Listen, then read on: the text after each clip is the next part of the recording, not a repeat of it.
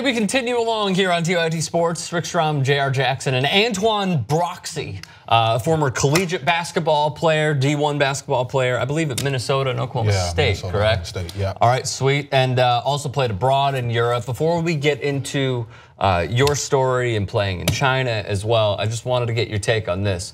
Lonzo Ball last night wanted absolutely nothing to do with the Phoenix Suns, Los Angeles Lakers scuffle. And here's what he said via Bill Oram on Twitter.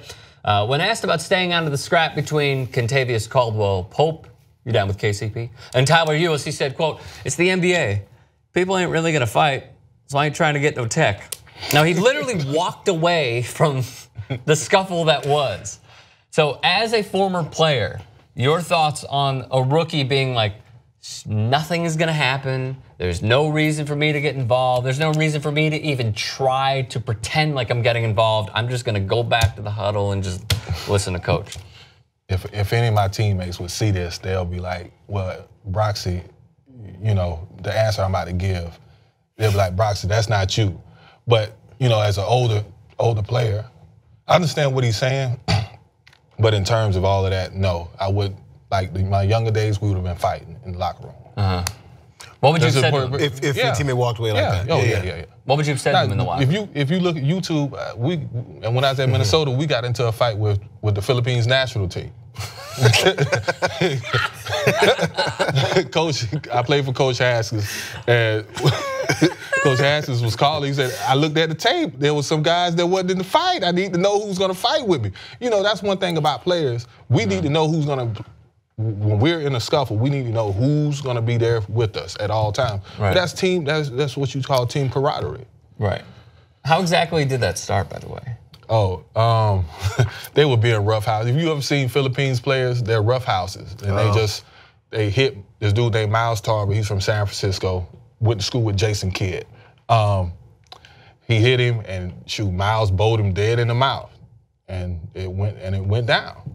So that Cal team played against his Philippines team as well? No.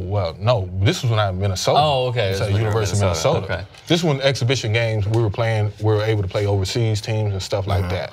Now they're not allowed to do that. Okay. So wait, so to what degree do you then have the conversation in the locker room with your teammate that bailed during the game? Okay, like you said, we got to find out. We got to settle this in the locker room.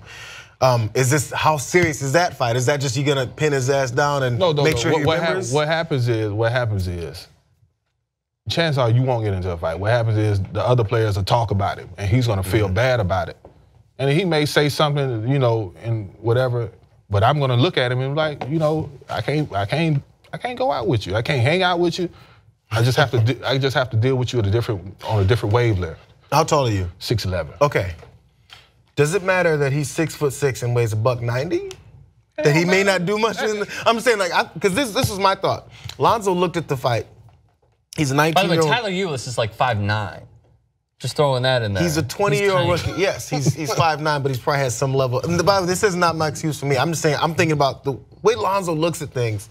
He looked and went, I'm 6 foot, I'm $190. I can't even break 200 yet. I might not be able to help much here. I might get broken in this. So I feel like he was afraid of the consequences in getting involved. And which isn't a good excuse, it's actually worse. But I think that was his thought process. What kills me about that whole situation is his dad speaks so much about his character, but you know his dad would be in a scuffle if something like that happened. You can tell by the way he acts. But with that, you know, me being a big man, I'm gonna always protect my little dude. That's what we always do. We go out to the clubs, big man, little people always hang out.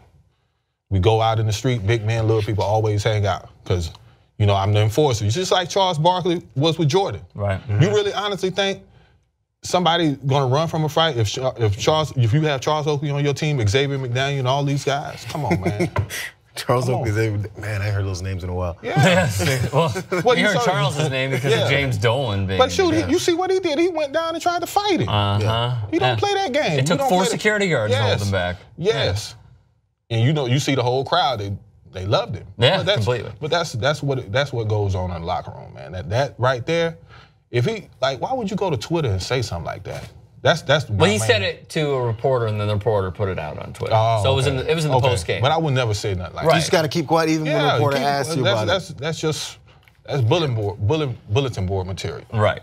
Okay. Now everybody's going to try him. I guarantee you, everybody on other like they teams, needed more incentive. Yes, to try now Lonzo? it's even more because now he's going to be labeled as a soft guy. Well, didn't we technically see that against Patrick Beverley? I was just now, granted, first game of the season. He is the best defensive point guard in the league, and he is tough as nails. However, didn't we learn that already? If like a second tier, third tier defender is going up against Lonzo, he's going to put up big numbers. But if it's somebody of that same ilk as Patrick Beverley, he might not fold, but because it was his first game, we need to see it again. But he might not perform. Listen, I guarantee you what's going on is coaches in the locker room, every time he's going through screens, he's telling every big man to chuck him. And what I mean by chucking, hit him. Every time he goes across screen, I want him to be frustrated. I want to take his heart from the start. I don't even want him to get started. See, that's a bad reputation to have. Because they know he doesn't have enough of an attitude to respond, or at least enough of a heart. No matter what, from now on out, he's going to be tried and tested. It's just like, you remember how Blake Griffin, when he used to get up, I don't want to say nothing. You know, that's. But Memphis comes in here, Zach Randolph just throws him out of the air.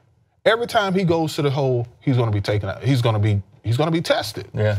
Those playoff series were incredible too. The Clippers and the Grizzlies, when they would go 6, when they would go 7. Oh my goodness.